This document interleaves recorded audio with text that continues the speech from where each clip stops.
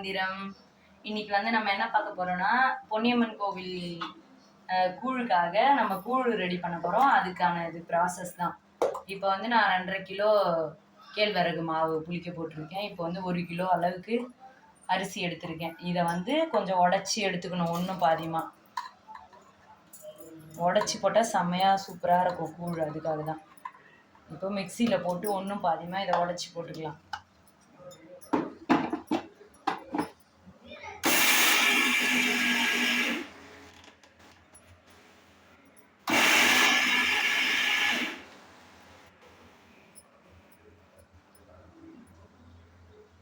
லைட்டாக போட்டுக்கலாம்.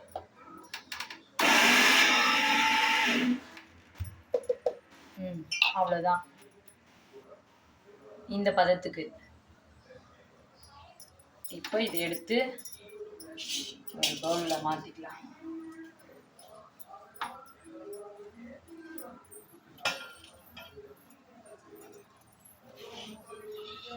இப்போ இதே மாதிரி இது எல்லாத்தையும் போட்டு அரைச்சி எடுத்துக்கலாம், ஒன்றும் பாதியமா. அவ்வளோதான், எல்லாத்தையும் அரைச்சாச்சு. இப்போ இதை நம்ம வந்து புளிக்க வச்சிருக்கிற கேழ்வரகு மாவில் சேர்த்துக்கணும்.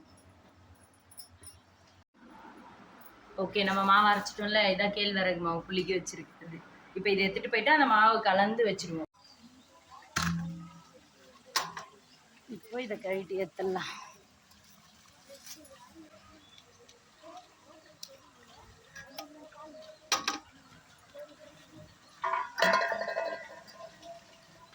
மாவு புளிச்சு ரெடியாக இருக்குது. இப்போது இதில் சேர்த்து கலந்து வச்சுடுவோம். தண்ணி கொதிச்சதுக்கப்புறம் தான் இதை ஊற்றணும். அதனால் அங்கே ரெடி ஆகிட்டுருக்கு. இதை கலந்து அதுங்காட்டியே வைப்போம்.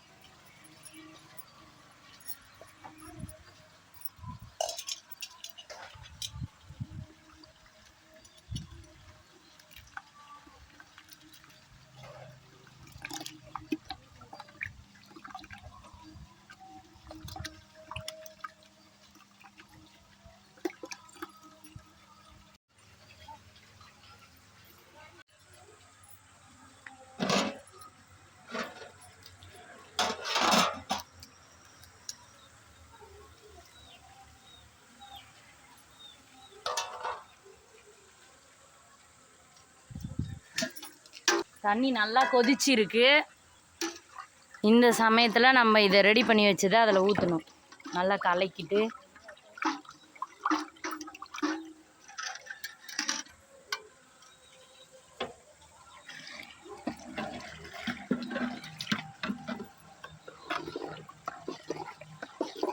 நல்லா இந்த மாதிரி ஊற்றிட்டு உடனே தொழணும். கொஞ்சமாக தண்ணியை ஊற்றி இதில் கழுவி திரும்ப ஊற்றிக்கலாம். தொழவும்.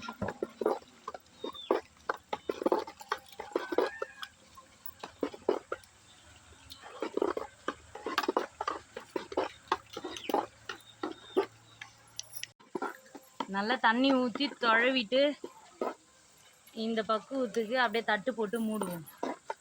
தீயை கொஞ்சம் திட்டமாக வைக்கணும்.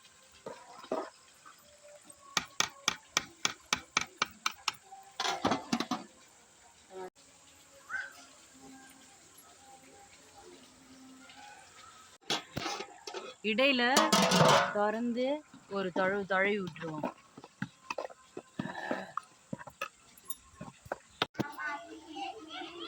இப்போ திறந்துட்டு கூழ் வெந்திருக்கான்னு செக் பண்ணிடுவோம். நல்லா தொழவிக்கலாம்.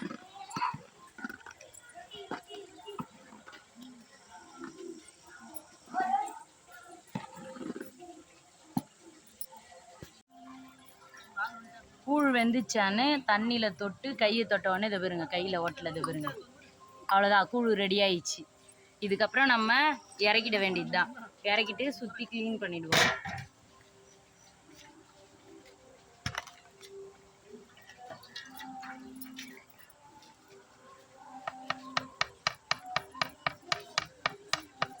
தண்ணி தொட்டு சுற்றி க்ளீன் பண்ணி தொடச்சி விட்டுடலாம்.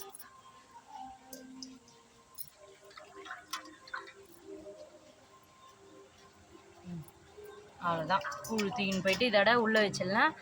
நாளைக்கு சந்திப்போம். இந்த வீடியோ உங்களுக்கு பிடிச்சிருந்துச்சுன்னா லைக் பண்ணுங்கள், ஷேர் பண்ணுங்கள், சப்ஸ்கிரைப் பண்ணுங்கள். எப்படி இருக்குன்னு கமெண்ட் பண்ணுங்கள். பாய்.